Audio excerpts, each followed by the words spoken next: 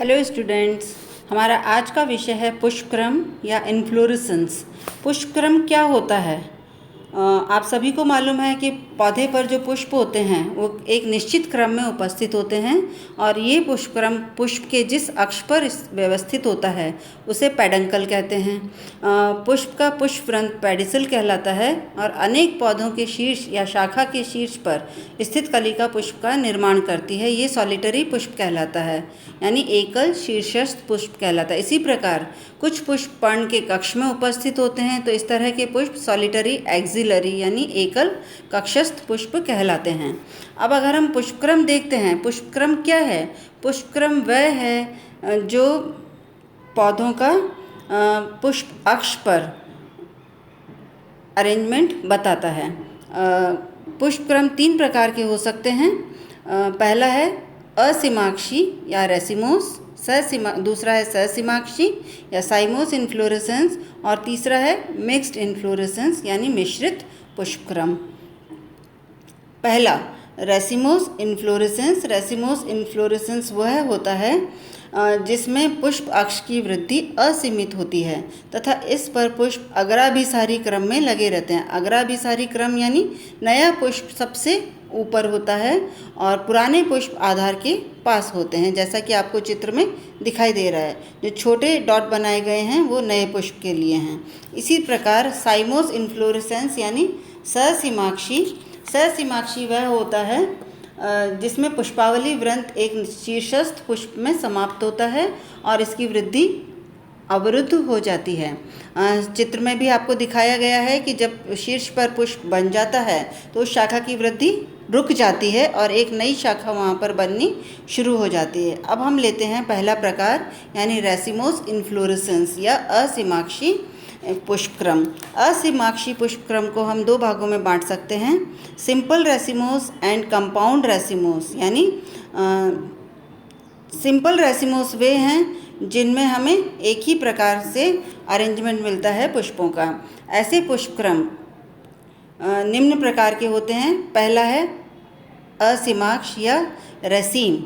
Raceme वे होते हैं, ये सबसे सरल प्रकार का असीमाक्षी पुष्पक्रम है जिसमें एक्सिस में यानी जो अक्ष है उसमें असीमित वृद्धि होती है और उसमें पेडिसिलेट फ्लावर लगते हैं यानी सवृंत पुष्प वहाँ पर लगते हैं। वो आपको चित्र में स्पष्ट दिखाई दे रहा है।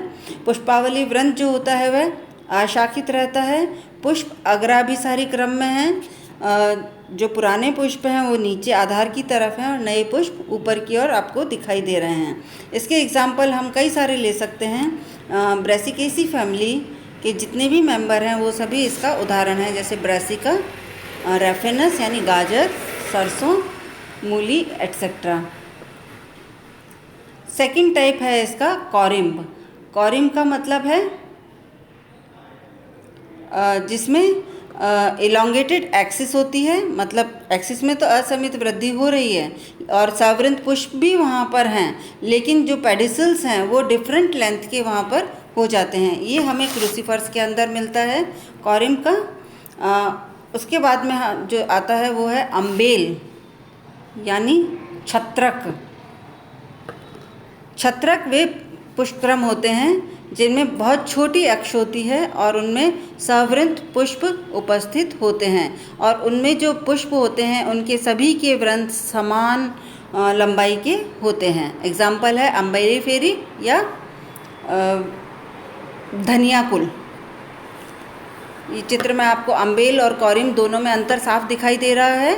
कॉरिम्ब जिनमें अलग अलग नोड से पुष्प वृंत निकल रहे हैं और अम्बेल वो है जहाँ पर एक ही अक्ष से सारे पुष्पवृंत निकल रहे हैं। नेक्स्ट टाइप है असीमाक्षी का कैपिटुलम या मुंडक।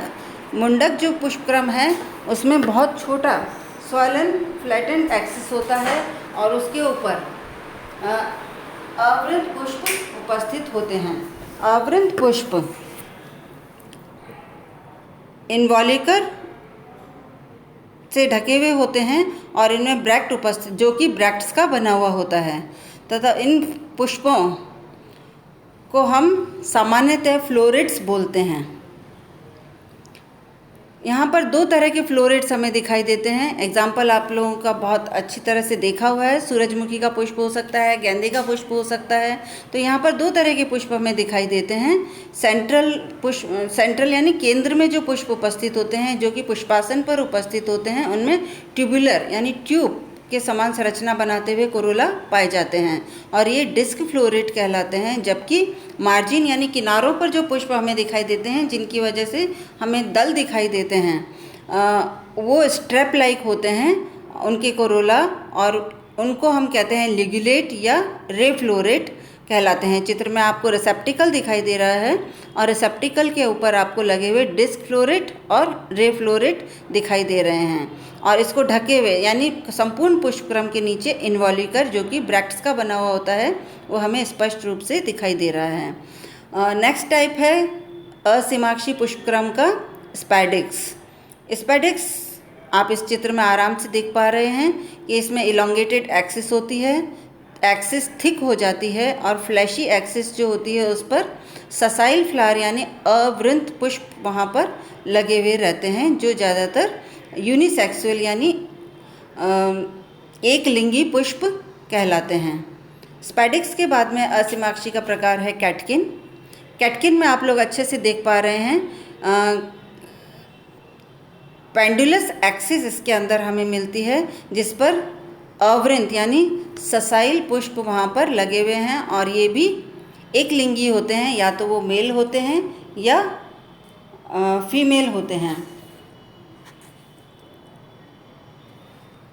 कैटकिन के बाद में नेक्स्ट आता है स्ट्रोबाइल।